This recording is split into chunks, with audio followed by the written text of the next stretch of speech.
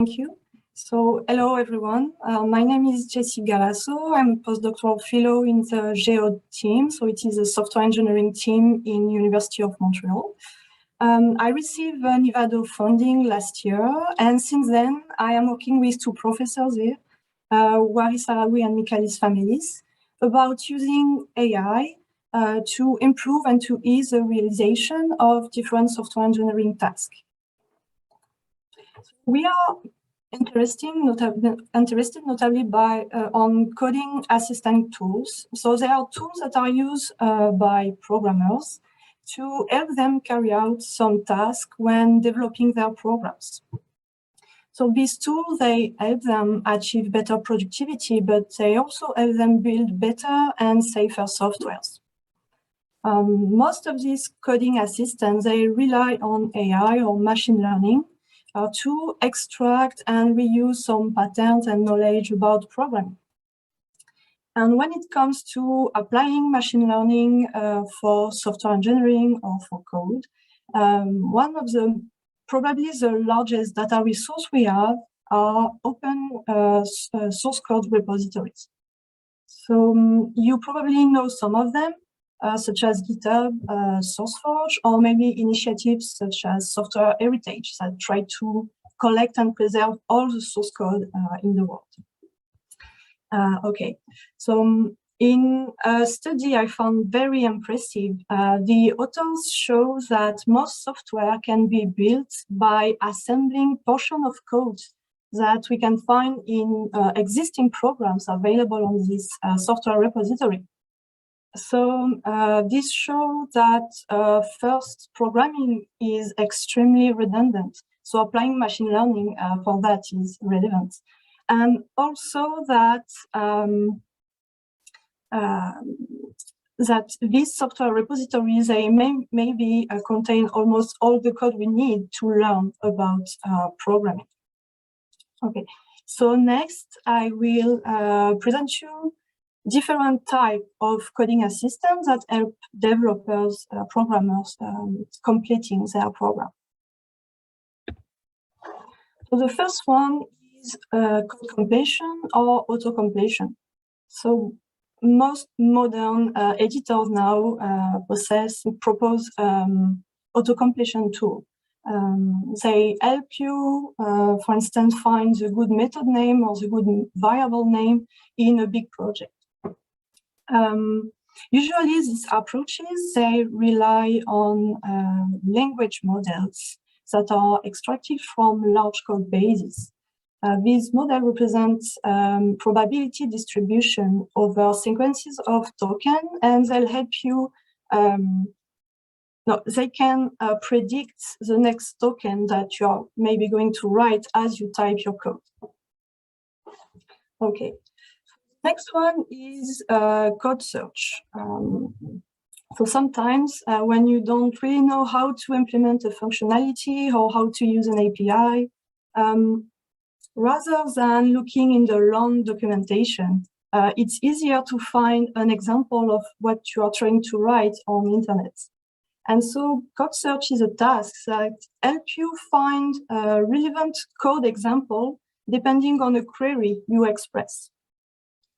So for instance, if I want to know how to open and read a file in Python, I can use tools such as search code, and I can express here a simple query about open and read, and it will suggest me a fragment example of code that use these methods. And so even though I cannot reuse these fragments of code as is in my code, at least they show me example on how to use this method so I can adapt it in my project.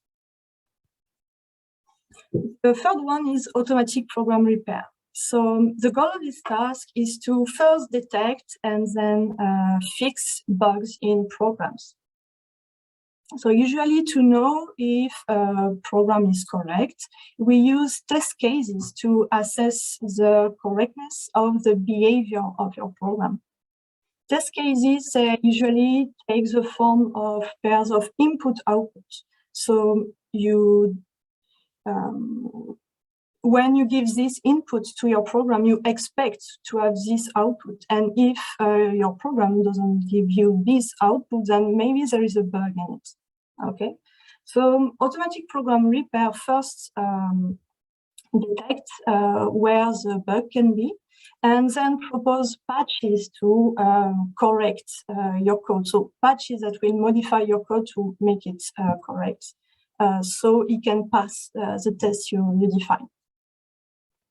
So these patches, they can modify whole fragments of code, and they are usually derived from patterns that are extracted from large code repository. Yeah, there are also some approaches using deep learning, and notably a translation model like encoder-decoder to translate faulty code into a correct code. So they see the repair task as a translation task. Okay. The last one is program synthesis. The goal of program synthesis is to generate programs or part of programs, depending on a specification of what this program should do. So a specification of the expected behavior of the program. To approximate this behavior, we can here again provide test cases, so input and expected output. And there is also some approaches using, here again, deep learning and translation model. For instance, to translate, again, description in natural language, description of the functionality expected by the program into a working program. So obviously, this work so far for small program and program having not so complex behavior. Okay, so all these coding assistant approaches, they have different goals, they use different techniques, and they are even studied by different communities in computer science, different and distinct community. But we decided to consider them as a whole because they have interesting similarity. So first, they are all recommending code. So maybe with different granularity from token by token to sometimes whole programs, but they are still recommending code. Also, similarity that we find interesting is that they all rely both on knowledge provided by the programmer and knowledge that are inferred from data, automatically learned. Okay. And so what differ in this set of coding assistants is first the size of the recommendation, so the complexity of the tasks, the complexity of the code that is recommended. And another property that is interesting is the ratio between the knowledge provided by the developer compared to the knowledge that is inferred from data. And so if we consider them as a whole, we can see that we have first a nice continuum between these tasks, and also without real surprise that complex tasks, they require more input from the programmers. Okay, and so to improve these coding assistants, so to decrease this ratio, what we are trying to do, what we are doing, is try to infer automatically the kind of knowledge that are usually provided by the developer. So in other words, we are trying to look at this part of the continuum. And as we have seen, what is provided by the programmers are usually a specification of the behavior of the program, what is supposed to do. And so if we want to improve this coding assistant, we will need to be able to infer knowledge about behavior of the program, what we call also the logic of the program. Okay, so all these tasks, they usually take as input this expected, the specification of the expected behavior. And then they use machine learning to suggest suitable code to implement this behavior. Here, by working on inferring knowledge about behavior, we are going beyond how to implement a given behavior, but we are recommending what behavior to implement. So it's not only code recommendation, we are shifting to logic behavior recommendation. And this is not trivial. To infer knowledge about behavior, we need to consider information that are related to this behavior. And so consider only code as text is not enough anymore. And so we have to consider more complex representation of the code, representations that highlight information regarding behavior and logic.